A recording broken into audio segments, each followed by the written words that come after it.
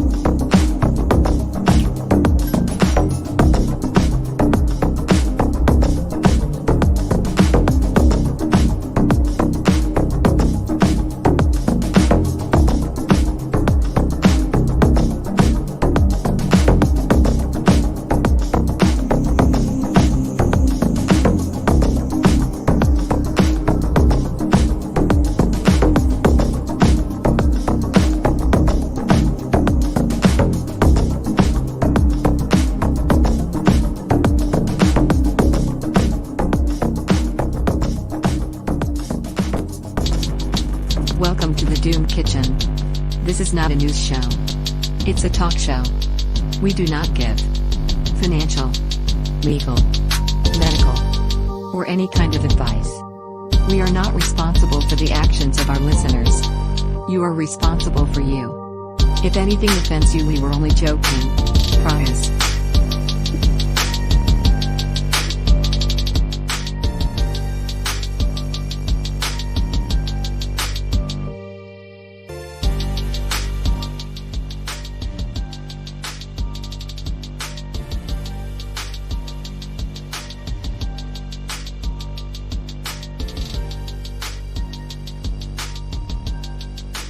Welcome to the Doom Kitchen. You just heard Phytophiliac with their recent album, Conspiracies, the title track, Conspiracies, right there before the intro. And today we have joining us Phytophiliac. Welcome to the show. Thanks for having me. This is really great. I'm really stoked to have you. So the thing I really like about what you do is that that everything needs to have music. All of our bands left us. They put on the mask. They told us to get injected. They did all kinds of ridiculous stuff, and I can't listen to that stuff anymore. So we need people like you plugging away at the computer. Well, and it's funny because I was actually thinking about all of the alternative media folks that are out there. Corbett, Derek Bros, Brian Christian. A lot of them are actually heavy into music, and they do it in their spare time. And it's funny the connection that people have with truth and with music, and they just kind of bring it together. And it was really an interesting realization that I had, that music has a way of reaching people that just regular words can't, and everybody can relate to music in some form or fashion. So that's one of the things that I really enjoy about music, is everybody can relate to it. So how does it feel to know that your music might be some of the only music surviving the apocalypse because of the community you put it in? Well, actually, that thought has never occurred to me. Although that is definitely a possibility. It's pretty incredible knowing that someone as simple as me, as the simple life that I live, could have any kind of longevity to it. It's kind of mind blowing, actually. And so, without words, you say a lot. I noticed that one thing that you really like to do is shuffle the tempo. Right, as soon as it starts to almost get predictable, then you shuffle the tempo. It's really awesome. I love it whenever you get there. It's like, there she goes again. Yeah. Well, actually, that is a pattern that I picked up back in the early 2000s. I had recently I had left high school, and I graduated in 2001, if that's telling too much about how old I am. And a little younger than me. A little bit. So I didn't really have a whole direction with my life at that particular point in time. And I was just, hanging out, doing what young people do at that time. And we had a PlayStation 2. And there was a game that came out. It was called MTV Music Generator. And we tried it because we didn't know exactly what it was. And turns out it was a music editing program. It was for the PlayStation 2. And you can actually still find it for download for computers now. It's kind of hard to come by. And actually, I've been trying to reinstall it on my computer because I've been having some issues with it. But with this program, it was a PlayStation game, and you could make music with it, and you could edit the sounds. You could add the system sounds in there. You could add the loops and everything. You could make your own beat. You could use the beat that was available. And I played around with this thing so much because I went to ETBU, East Texas Baptist University, after high school, and I was a music major. And so music was, it was like, this is great. You know, they have a game for music nerds. This is fantastic. And it had all of the things, you know, the music theory that goes with writing music and the structuring of music. All of that was required to make the music sound good. And so I played a lot with this thing, and I made so many songs, and I actually got to where I developed a pattern, and I tried to mimic a lot of the songs that I heard, the techno songs that I heard, and tried to recreate some of those. My brother-in-law did he did his own version of the James Bond theme, and it was actually pretty cool. He did a really good job with it, but yeah, that's pretty much where I got started, and that's what I've been recalling back when I go to do the music that I do now.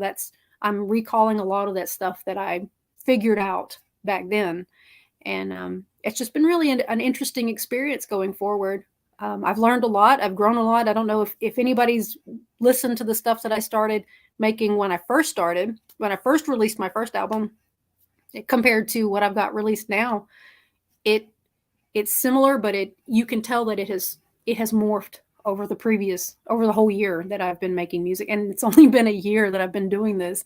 Like, that's awesome. You've got about seven albums. Am I wrong? 7. Yep. Okay. I've got album number 8. It's going to be coming out. I'm trying to figure out when is the best time to release it, and because I want to have it on Spotify and the other platforms out there, the streaming platforms, but they require that you have like a 3-week waiting period, so to speak, so they can go through your stuff and make sure that it's not inappropriate, and they gotta do their own licensing things and everything. So it takes a time for them to process the music, and then they don't normally have I've never had a problem with it going live. It's just that process that they make you go through, and so I'm just trying to figure out. They want to know what you're saying.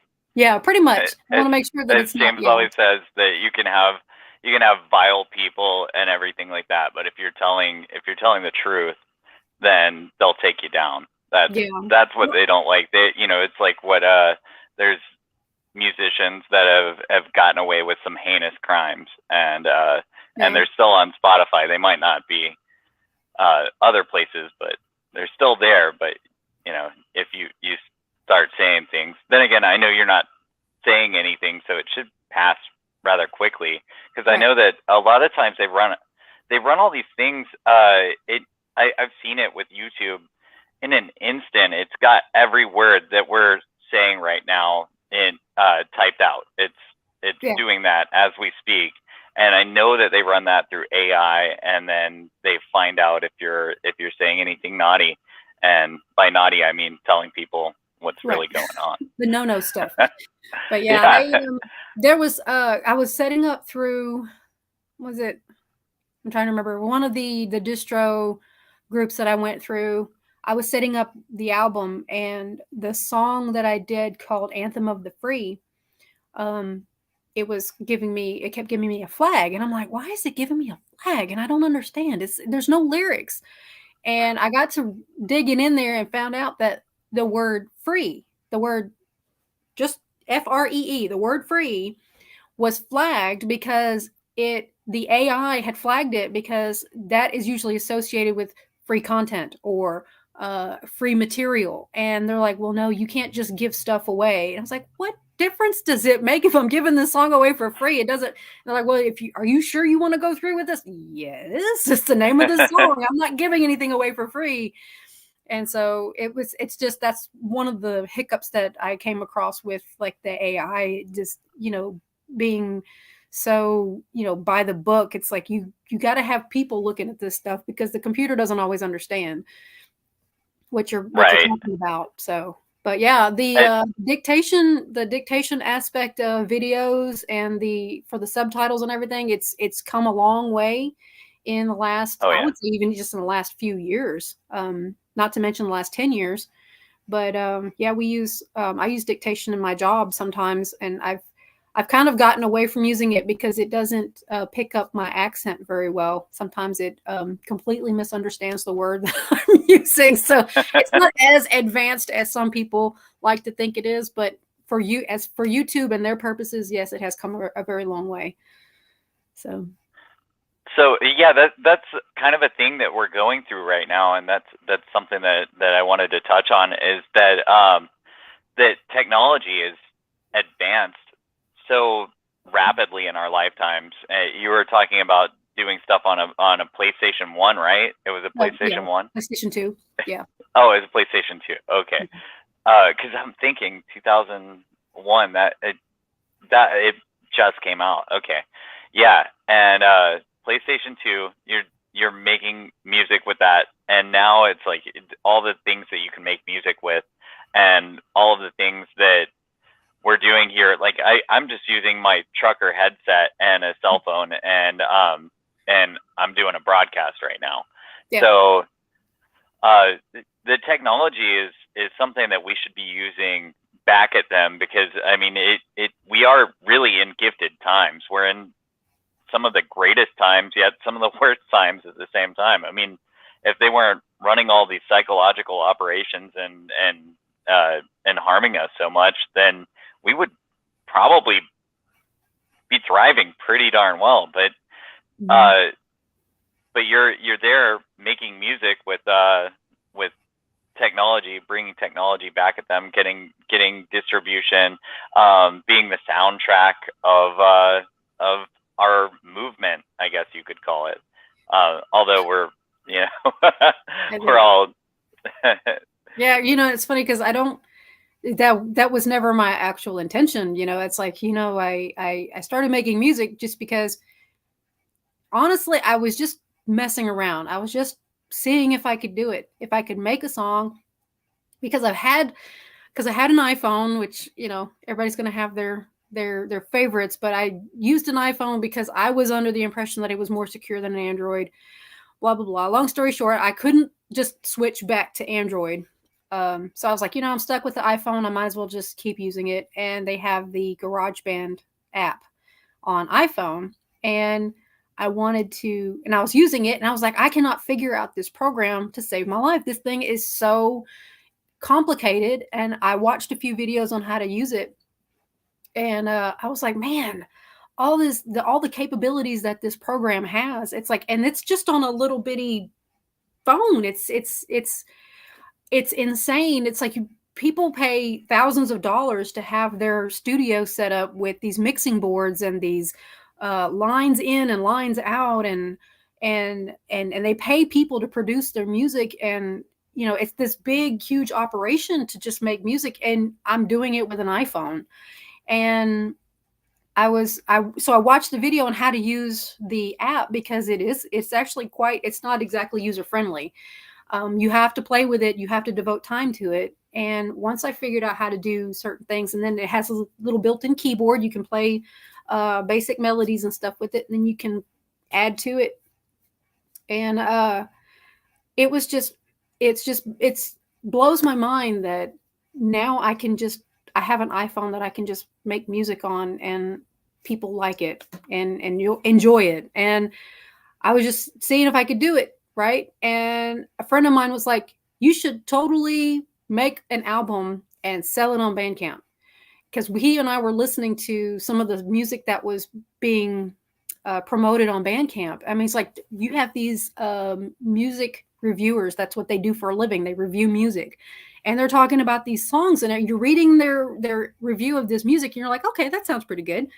So you listen to it and you're like, this isn't that good. It's like, this is so abstract. Who would even listen to something like this? And I was like, I could totally make music that is way better than that. And so I was set to work, and I started making music. I kind of piddled around with it, and I came up with a few melodies, and yeah, they're a little playful. They're a little whimsical, especially on the first album.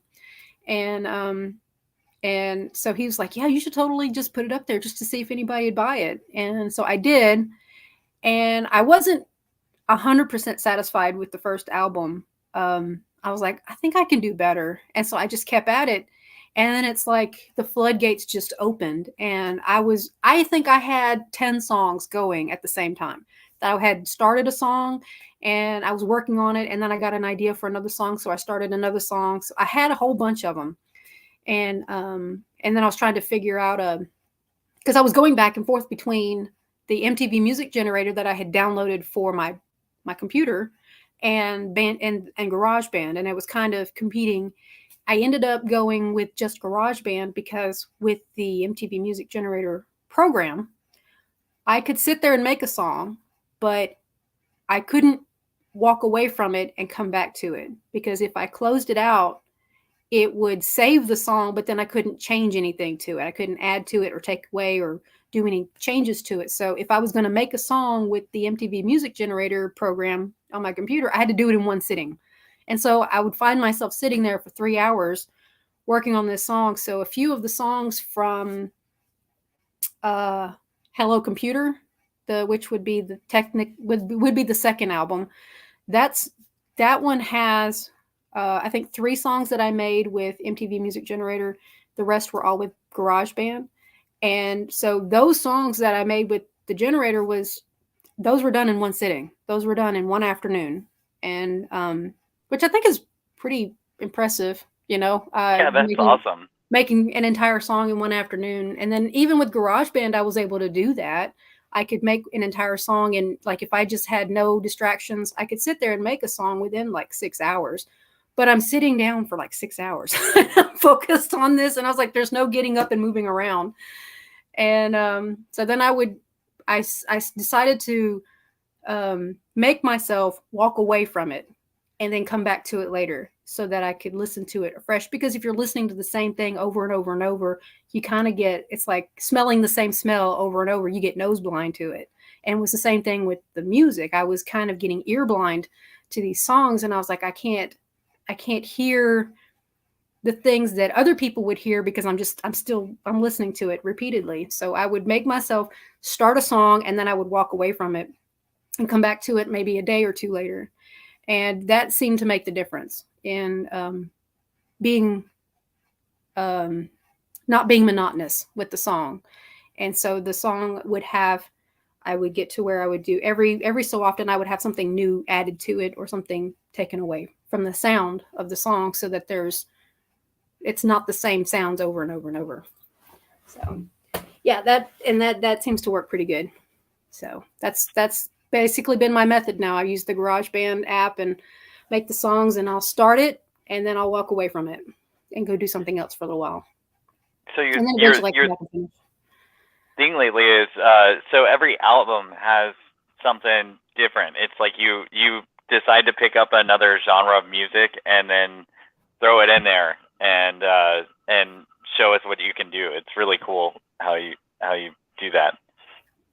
Yeah, I kind of because even when I was like in middle school and high school age, I was always kind of drawn towards the electronic techno style, because that was really what was really popular at the time. And then we ended up moving to where this town that I'm in now is the town that I was born in.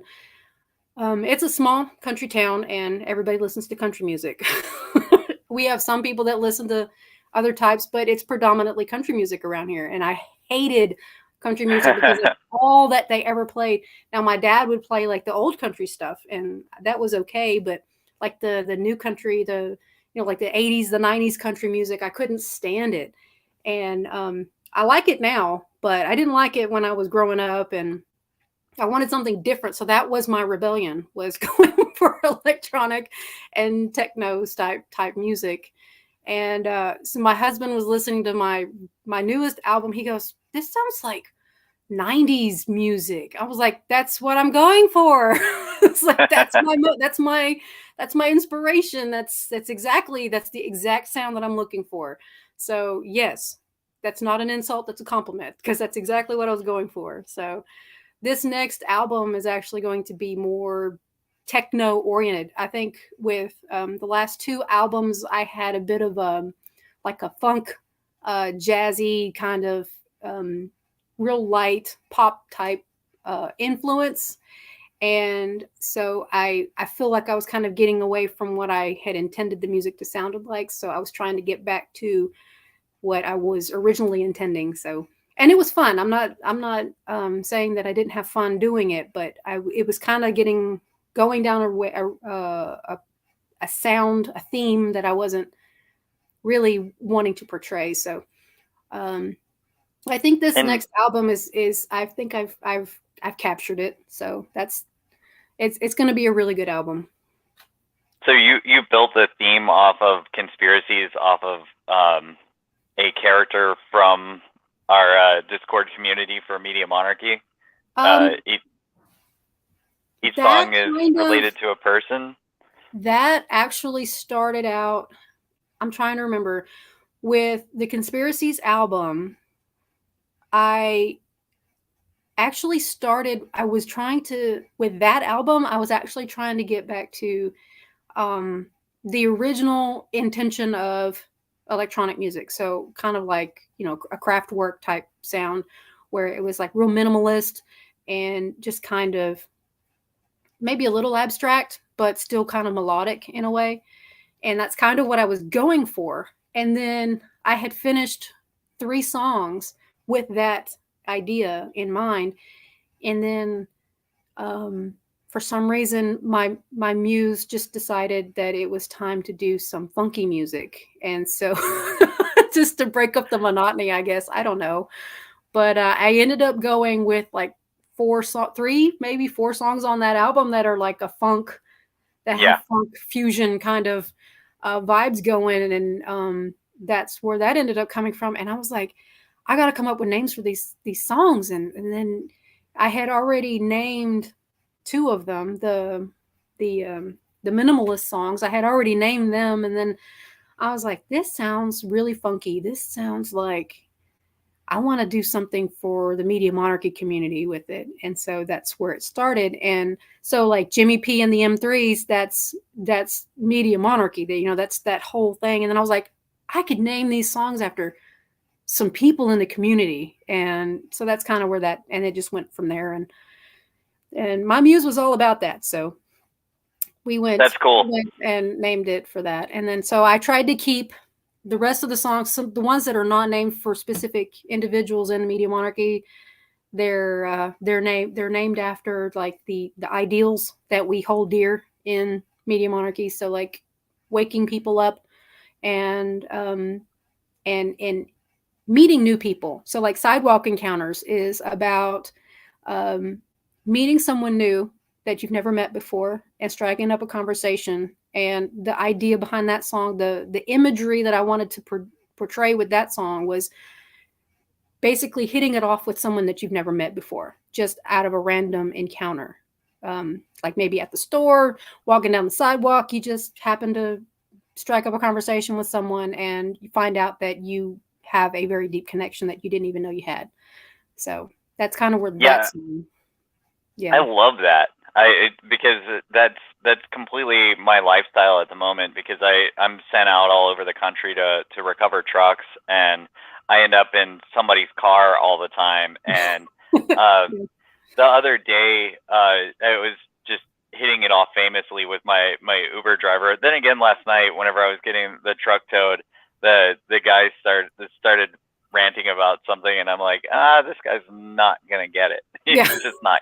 But you could feel him out. I thought he was gonna get it just because he's just this redneck guy, and he's like sitting there saying that NATO needs to go kill Putin and all this stuff, and I'm just like man, this stuff is. All the stuff that's happening over there is against the little people. It's against the little people here. It's against the little people there. Yeah. This is all monsters wrestling with monsters, and yeah.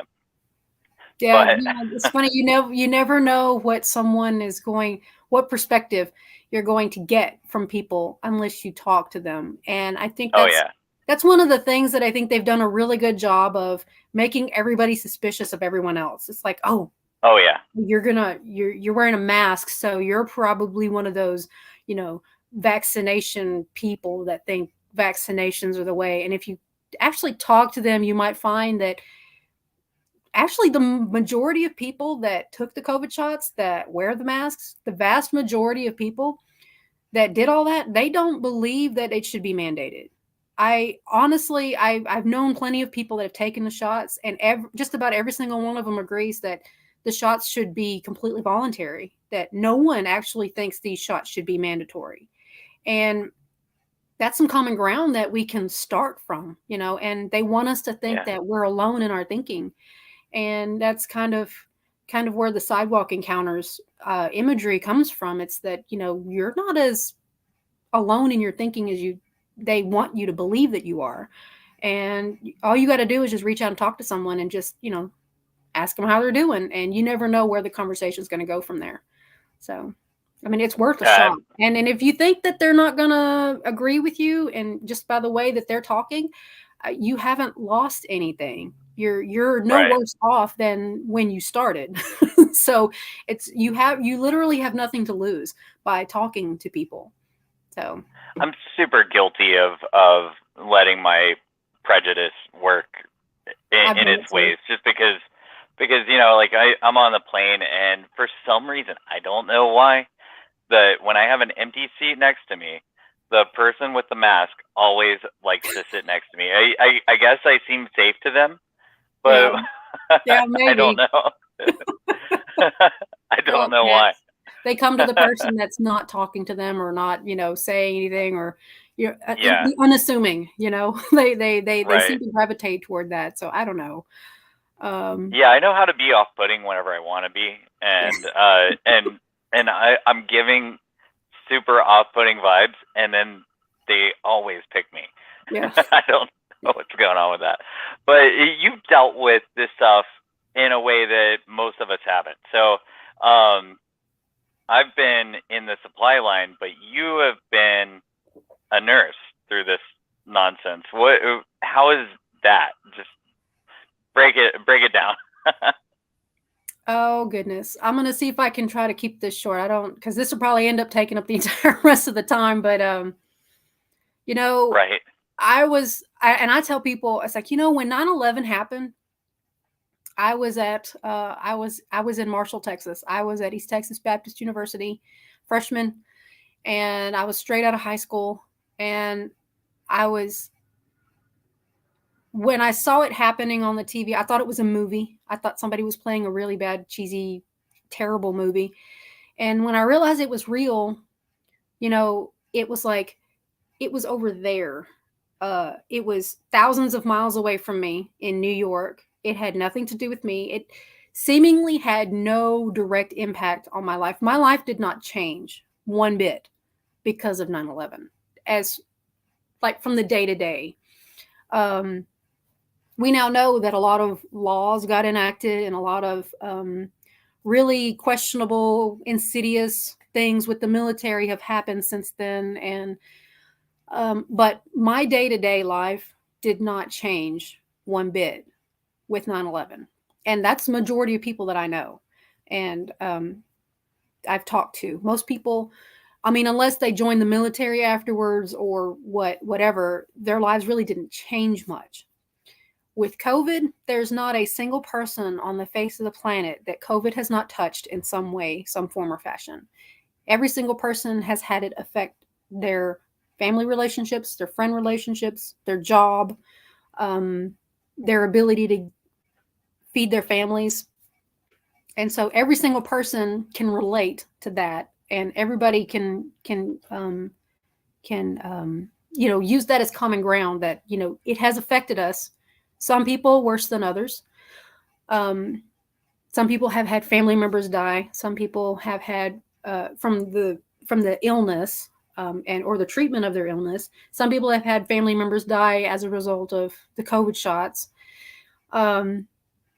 And so watching all of this from where it's one of the most surreal things that I've ever gone through in my life. In fact, it has permeated my life so completely that I wanted to, when it all kicked off, when all of this was happening, and I knew it was going to come to this area eventually, I wanted to document what was happening. I wanted to write it down. at least the events of my day. But so I could reflect on it later. But as the days occurred and events started unfolding, my days became so crazy and so hectic. By the time I got home from work, I was like, I don't even want to look at a piece of paper. I don't want to look at another computer screen. I've been staring at a computer all day trying to get this paperwork done. And I was tired. And I even took on a part-time job at a nursing home to help out because I knew that they were really overloaded. They were needing some help. People were calling in sick or not showing up for work at all. And so I would help in the evening sometimes or on the weekends. And when they started with the lockdowns, the nursing home lockdowns, that's kind of what was the last straw for me. It really infuriated me because at this one nursing home that I was the one I was working at part-time, it's like 5 minutes from my house. So it was like, if they needed anybody, I could be there in 5 minutes. They had an entire hall. There's 6 halls coming off of the nurse's station. So it's like a wheel spoke shaped building. And so they had 6 halls with residents on it. And one hall was dedicated for their COVID people, anybody that was diagnosed as COVID or was having sick symptoms or had tested positive, whatever. They would go on the COVID hall. And so they were doing really good at containing it at first. They actually did a really good job. And I was surprised that they went as long as they did without it spreading through the whole building. Because, once it gets in the building, you might as well just give it up and just make sure everybody's as stable as they can be. When they decided to lock down the whole building, and only let in the staff and any medical people that needed to come there, like X-ray technicians, lab technicians, and even me and the nurse practitioner that came. We had to get special permission to be able to go in, and the patients' families couldn't come in. They locked down the whole building. I'm glad they didn't make us wear like the full monkey suit the entire time we were there. We had to wear the mask. I think they made us wear face shields a couple of times, but not only if we were going into the patient rooms. And they kept these residents in their rooms. And it's like, we were asking them, well, your whole building has it. There's no avoiding that. So why are you keeping them in their room? It doesn't make any sense. I mean, yeah, they don't have symptoms right now, but they're going to get it. There's no stopping it. So why are you just locking everyone in their room? You have one whole hall that's completely locked down, and you have this whole hall that is nobody's sick on it yet. But why are you keeping them in their room? You can let them out in the hallway to walk up and down the hallway. And they're like, well, no, this is what corporate wants. They want to follow CMS guidelines. CMS guidelines did never say that you had to keep them in their room. And so this was a corporate thing. And I got so mad at it because we had one guy who was very ambulatory. He would walk around quite a bit. He would walk all over the building. He would go inside, outside. He went everywhere, and he was very active. And when they locked down the building and they put them in their rooms and they wouldn't let them out of their rooms, this guy basically willed himself to death because he couldn't leave his room. And within 2 weeks, he was dead because he was locked up. That happened to 3 people. They all died because they were locked up in their rooms and they couldn't get out. They couldn't have family visits. And they got depressed and they willed themselves to death. And when that man died is when it really affected me. I was very, very upset about that. And I even quit my part-time job. I was like, you know what, you guys can take me off your list because I don't want to work here anymore if this is how you're going to treat your residents. And of course I still had to go there for my full-time job, but I was like, I'm not helping you guys out anymore because you're not doing anything to help these people. You're just following the rules because they're telling you to. You're not even applying any critical thinking to any of this. And when I quit, I told them, I said, look, you have like 2 or 3 other people that are in they're on their way out. They're declining. Y'all need to keep a very close eye on these people because they're not going to make it if you don't start doing something different. And it wasn't 2 weeks later those had passed away too.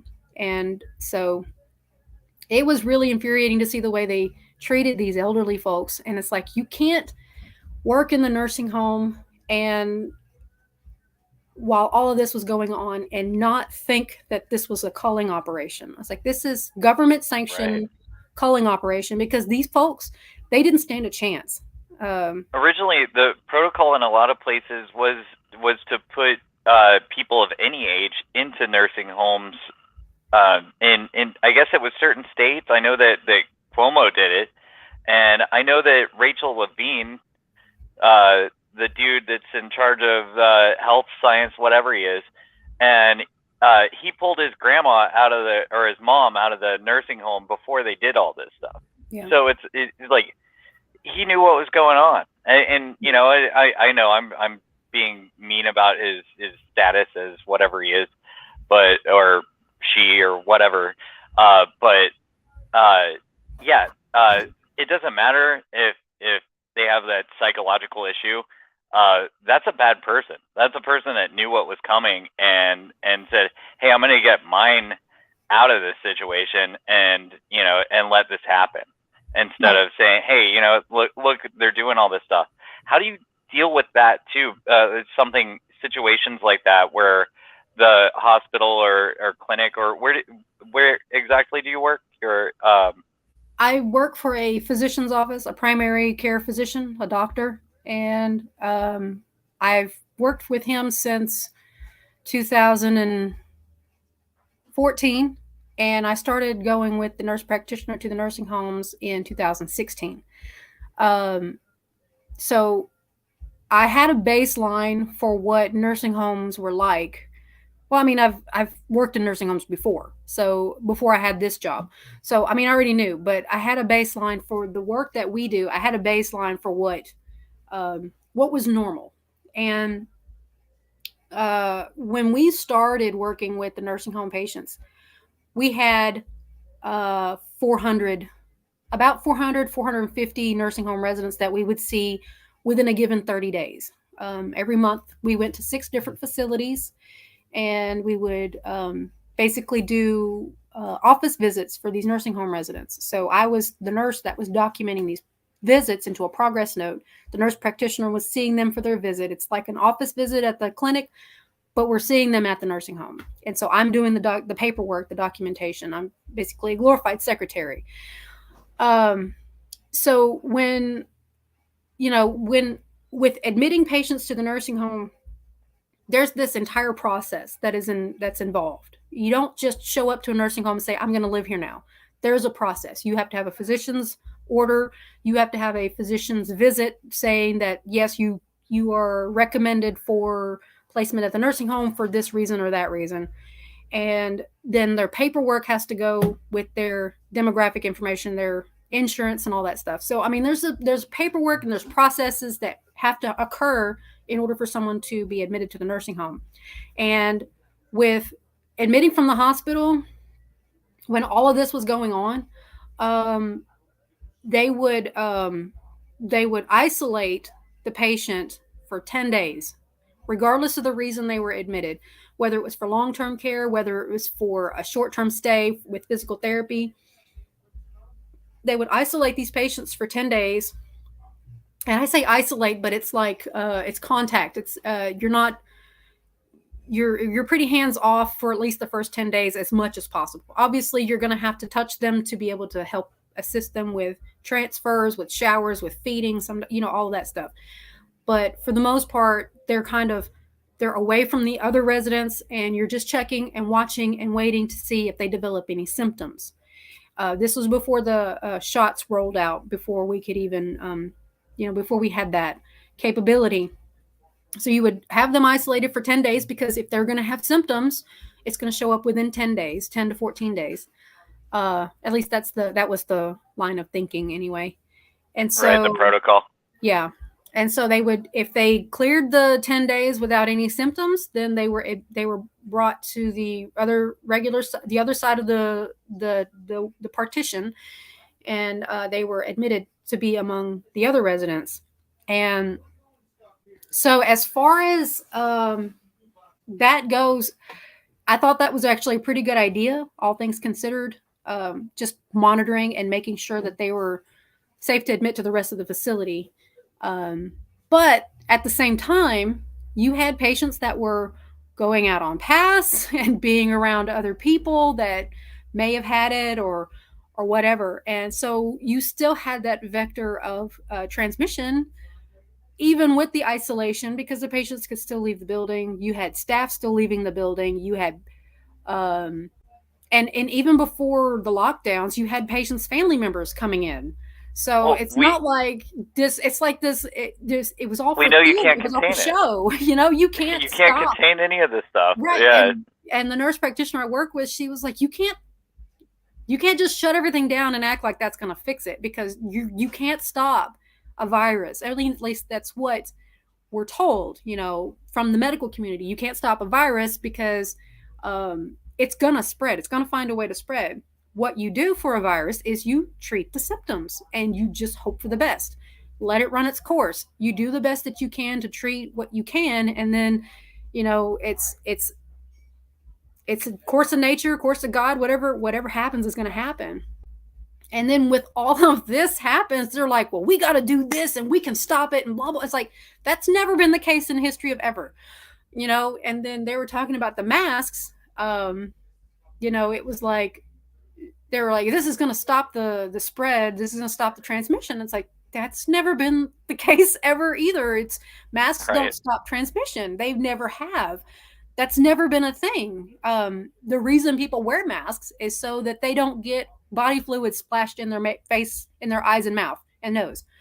That's all it was for. It wasn't to prevent the spread. It was to prevent droplets from getting into your eyes, nose, and mouth. And then you take it off. You don't reuse the same mask. You either wash it if it's a washable one, or you throw it away if it's a one-time use one. Everything. The entire approach to all of this was completely backwards and upside down. And most of us knew it from the beginning. And we're sitting here watching these so-called experts telling us, oh, this is the way we're going to do it. It's like, why? I mean, when I was in nursing school, I was beaten over the head with proper N95 usage. It's like, you have to be fitted and measured. You have to be measured for a proper N95 mask. You have to go through the process. They have to measure your head and your face. And then you get a mask put on that's supposed to fit you. And then you have the saccharin test, which they kind of squirt, they kind of puff. It's basically sweet and low. And if you can smell it, then your mask isn't fitting right. And so you put on the mask that fits. And it's just, everything was just completely upside down and backwards the way they handled this. And I'm sitting here watching people and they're like, oh yeah, this is what we're going to do. This is how it's going to, it's like, you have no idea what you're talking about. These people have no idea what they're talking about. And it's like, I was living in bizarro world. It was this, right? It was seriously the most bizarre thing I've ever seen in my entire life. And just watching everybody just, oh, well, we know, you know, and they were bringing on freaking Bill Gates. And I'm like, why are you talking to Bill Gates? Yeah. That man doesn't know anything. And they had him on, oh my God, just about every morning for like an entire month straight. They had him on there talking about his stuff. And I was like, that has nothing to do with what's going on right now. Why are you even talking to him? He funds them. That's exactly what it is. I mean, he has very deep pockets, and they want to understand. They want his perspective because he's paying for it all. And it's like, this, Lord save me now. Yeah, he was funding the Lancet and all those crazy Lancet studies coming out that they would retract a week later. So they would tell you about the study, and they would headlines all the time, but then they would retract it quietly, and it would get retracted. Nobody would even know that it was retracted. But this whole scam was. My nurse practitioner friend and I, we got into it. I mean, in the beginning, we got into it because she was adamant that the news knew what they were talking about. And I was like, this is not at all. I was like, I understand I'm an LVN and that you're the nurse practitioner and you've had more schooling and everything. I was like, but come on, look at the studies. The studies are incomplete. Their studies are not, they're not thorough. They're leaving out information left and right. And we're supposed to just take them at their word because they've been truthful this entire time. None of it made any sense to me. And she and I, we kind of went back and forth a few times, and it became a point of contention between the two of us. And we normally got along pretty well. We have completely different personalities, but we work well together. And it was just really hard to talk to her about any of it because she knew what she was talking about. And she's not stupid at all. She's not dumb. She's very smart. She's very, very intelligent. And I would try to have these conversations with her. And I was like, I don't have all of the information, but the information that I have does not line up with logic and reasoning and everything that we were taught. And she would be like, well, you know what that word means? Do you know how to read a study? Do you know what that laboratory jargon means? I was like, no, I don't know what it means, but I'm looking at the impression here that they wrote out, the summary that they wrote out, and none of that makes any sense.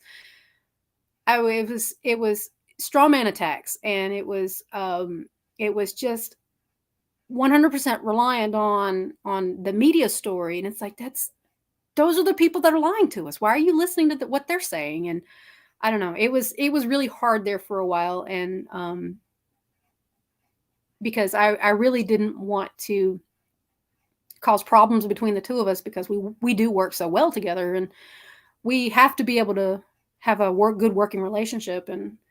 But it was tough there for a little while, and things are better now, but it was really hard for a while. I was like, I don't know if I can do this. So you've been in a war, basically. Pretty much. Yeah. Pretty much. I've been going against my family. I've been going against my coworkers. I've been going against, even my husband and I disagreed on everything for a while. And it's like, my husband has no idea how any of this works. And he's listening. He's watching the news every morning. I'm like, why are you watching them? They don't know what they're talking about. I'm telling you, they're lying. This is completely backwards. And he wouldn't listen to me for a while. And then he and I got to talking about it, and come to find out, he does understand that they're lying, and he does understand that things aren't quite what they seem. And he gets it. And it's just the way he was talking before. It sounded like he was just following everything that they were saying. And he believes that, they're lying to us about a lot of things. And he has a different way of saying it. So it doesn't line up with truth, but it does. He does. He's on the level. He knows, he understands now. And we came to an agreement, and he was like, well, I'm going to go get the COVID shot. And I was like, well, if you want to go get it, you go right ahead. I'm not going to stop you. He's like, well, I thought you would divorce me if I went and got the COVID shot. I was like, what kind of person do you think I am? It's like, I don't care if you get the shot. Just understand that I was like, I'm just saying, I don't want to take it, I rejected a beautiful woman because she took one shot, and I'm like, I mean, you had no obligation to her either. Yeah, that's true. But I promised to love and cherish him, and disagree. Yeah, we can disagree on stuff, and I didn't want my son to take the shot. I didn't want any of my kids to take the shot, and I was actually a little worried there for a little while, because my ex-husband, he's a paramedic. And so I know that he knew a lot of the medical stuff, and I was a little apprehensive about asking him. And so I was like, I got to know. I have to know, is he going to fight me on this? With my oldest two kids that I have with him, I was like, is he going to require them to get the COVID shot? And I asked him about it. He goes, oh no, we're going to wait. We're going to see what happens with the COVID shots, and we're not going to do it right away. I was like, oh, thank God. And come to find out, he's anti-COVID shot. So I'm okay with that. And so he's married to a teacher who I don't even know if she's gotten the shots. But yeah, it was I was worried there for a little while about him, because they have caused problems for me in the past, and I didn't know if this was going to be yet another battle that I was going to have to fight. But apparently we're all on the same level, or on the same page when it comes to the COVID shots and the COVID narrative and everything. So thank the Lord for that, because I don't have to. That's one battle that I don't have to fight. But So I've basically lost some family members because of all of it, and someone very close to me that I trusted, that I thought would never hold me to the same standard as, just anybody. I thought it was unconditional love, and it turns out it was not unconditional love. It was very much conditional. And and that was very disappointing. It was very hard for me. And and when I did Universe of the Unknown, I did a song. It's called Gemini Lost, and that's what that song is about, is losing that relationship that I thought could withstand any outside threat, and it turns out that it didn't. So I'm better now with it, but it still hurts, and I don't think it'll ever not hurt. But that's what that song is about. So I put it in music form as best I could. Yeah, they built a mania, and then they fueled it. All they did was fuel this mania for a bunch of people. One guy I went to his wedding. I hung out for several months in Chicago. I even told him while I was there that I didn't like it, just to go to his wedding, and now he won't even talk to me. So but you find out who your real friends are, and that's a real shame whenever you think it's somebody that is ride or die like that, and then you realize that they're not. That's a real shame. That's super unfortunate. I'm sorry. I made the comment to a friend that I thought the 2020 election was stolen, and he showed himself the door. It's like, so you're saying that you're not my friend, and that that nothing is up for discussion, that we can't even talk about this, because he's dyed in the wool, true blue Democrat. And I'm like, I don't care what your politics are. What I care is, are you a decent human being? That's what I want to know. I don't care if you think that the Democrats should be our leaders. I don't care, because none of that matters. All of that is for show. It's like they say, the politics is the entertainment division of the military industrial complex. It's all for show. It's a big giant soap opera, and it doesn't affect anything. So yeah, he unfriended me because I said the 2020 election was stolen, and it wasn't because I was coming at it from a Republican Democrat point of view. I was coming at it from the point that it's all made up. It's completely fake. It doesn't matter. You dared question something that they tell you not to question. Yeah. So you used to play a lot of games. Obviously, we talked about that earlier. So these non-playable characters, the people that just parrot the news, and what's your theory on that? I have a couple of my own, but what's yours? One of them is that people don't want to know the truth. That's their default. People don't want to know what's really happening, because if they truly knew that something was amiss, that something was going on, then they would be responsible for that information, and they would then be required to take action regarding their responsibility toward that information. So, and that's why a lot of people get angry, because they don't know what to do about that. And I actually had that with some family. I was telling them about how the government is basically stealing all of our rights. The politics is all made up. None of it's real. They're all lying to us. They're trying to get us to take these computer chips. Eventually, at some point, they're conditioning us. And my family member would get really angry with me. They're like, well, what difference does it make if they are? It's like, what are we supposed to do about it? We're just one person. We're just these little people that, we do what we have to do. We're living our daily lives, and there's nothing we can do to fight it. I was like, that's what they want you to think. That's exactly what they want you to think. And so if they encompass themselves in this echo chamber, and they toe the line. They think that if they're a good citizen and they pay their taxes and they vote and they just do their job and they get paid and just live their life and not cause problems for other people, they think that it's going to make them safe. And it's not. It's absolutely not. The bills that have gotten passed and the laws that have been enacted, they are changing the definition of words right in front of our faces. And so these words, terrorists and, people like Alex Jones, conspiracy theorists, there's people that speak out against the narrative. Those words those definitions are getting changed to where they can use that against you, and they can arrest you and hold you in jail, in custody, indefinitely, no trial, no charge. They could do it if they wanted to. And they know that if they force their hand too soon, that people will buck the system. They will fight back. But they're conditioning people, and they're doing that reinforced learned helplessness for people, and they're trying to make sure that they're so far into the brainwashing that they have no recourse. They have no means of fighting back. They have no way out. That's why why do you think they're pushing Medicare and Medicaid so hard?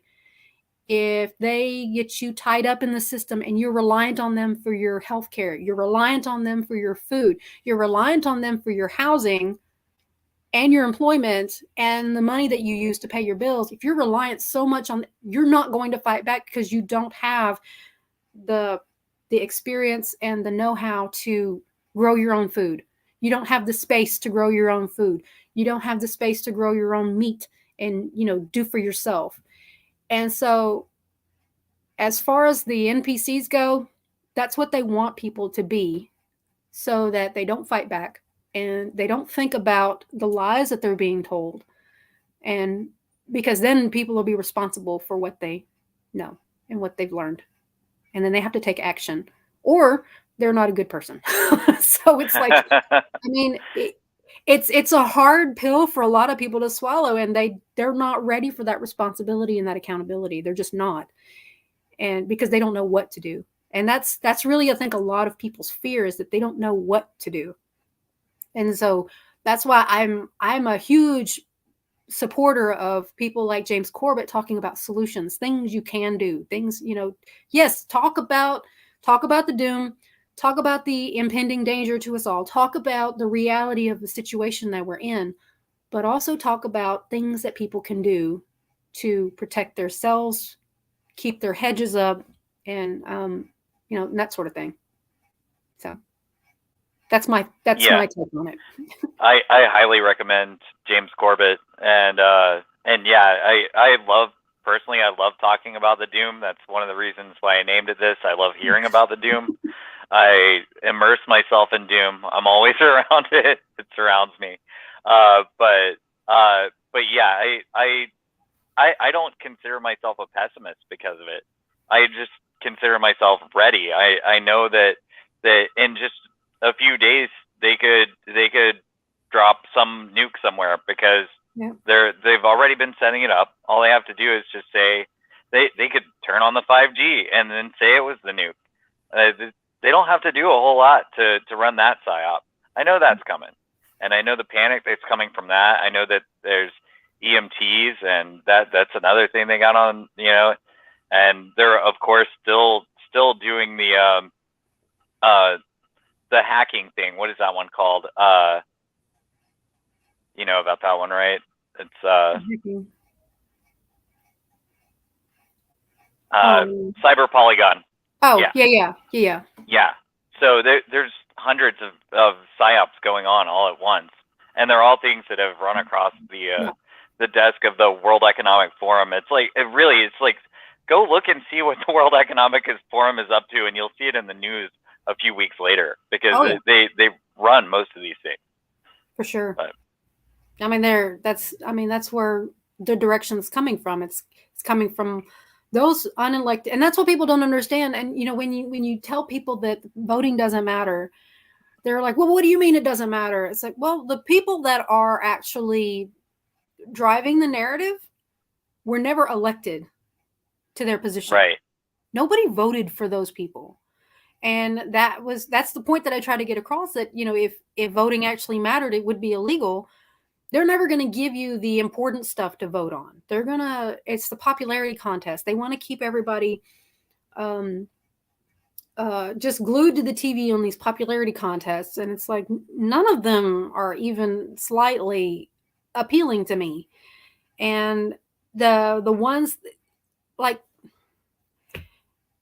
if voting mattered, we wouldn't be where we're at right now with all of this stuff, because people wouldn't vote. I was like, have you ever been given a choice on what was it? It was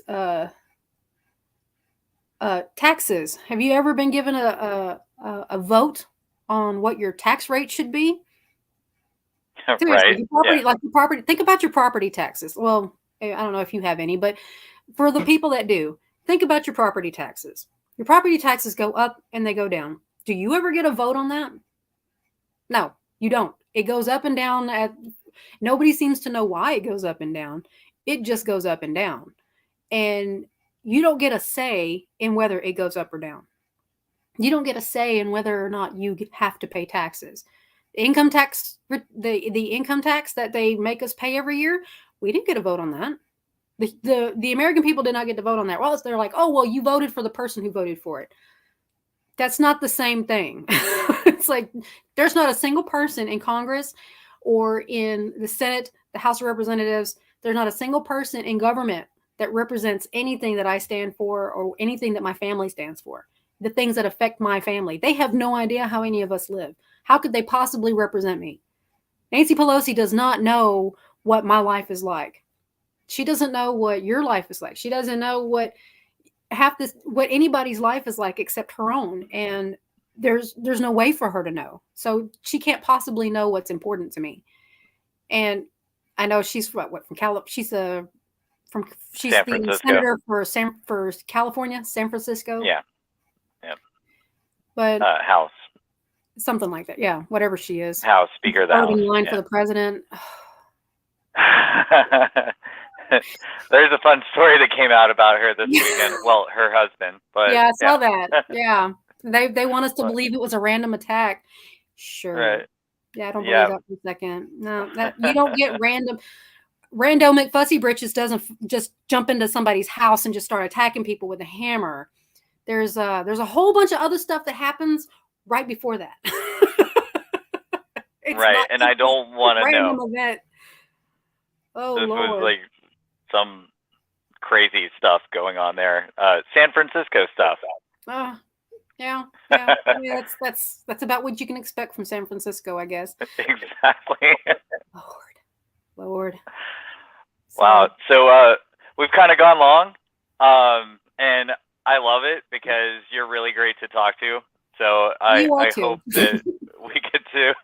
that we get to talk again. I hope so at too. some point soon. Yeah. So I think that'll be awesome, and I know that you have something new coming out. Yay! And let's talk about that for a minute. What's your next release going to be? I don't have a name for it yet. I actually only have 2 songs that have a title. There's 6 songs that I've finished. I'm trying to finish number 7. I think 7 is going to be the lucky number here. I don't have a title for it. I don't even think I've got album art for it yet. My muse seems to have checked out, so I'm kind of winging it. I have an idea where I'm going with this, and I wanted to do some music videos to go along with this album, but I don't know if I'll have time. So maybe I'll do it like after the fact. But I do have a whole, again, with the imagery and music, I have a theme, I have an idea, and it's in keeping with the whole truth media, alternative media sphere. So it's like about this one, I believe, is basically that, we don't have a whole lot of time left to really reach everybody. We don't have time to reach everybody, and some people are going to be lost in the transition. And but that doesn't mean that we stop working. We work as hard as we can to reach as many people as we can, and just keep trying to open people's eyes to what's happening, because we're getting to the point where we need every set of hands that's available. We need everybody talking about it, and I was talking to my dad, and he was talking about, he's writing a book about spiritual warfare. And I was like, well, I know somebody else who's writing a book about spiritual warfare. I was like, but I said, that doesn't mean that you should stop writing your book. I said, we need everybody talking. We need everybody awake. We need everybody paying attention. We need everybody learning and educating themselves and reaching out and helping other people. Everybody needs to be on board and doing their part, because we're rapidly approaching the cutting off point, the point of no return. And so just because, even if the Republicans win, which I strongly believe that they will, not because I'm Republican or anti-Democrat, but just the way I see things going, the pendulum is getting ready to swing really hard the opposite direction, and we're fixing to start seeing that. And so I believe the song that you're going to be playing, it's about that. That's the image that I want to set to music, that we all need to step up our game and keep pushing and don't give up. All right. Well, here it is. Here's Out of Time from Phytophiliac. Thank you so much. Thank you.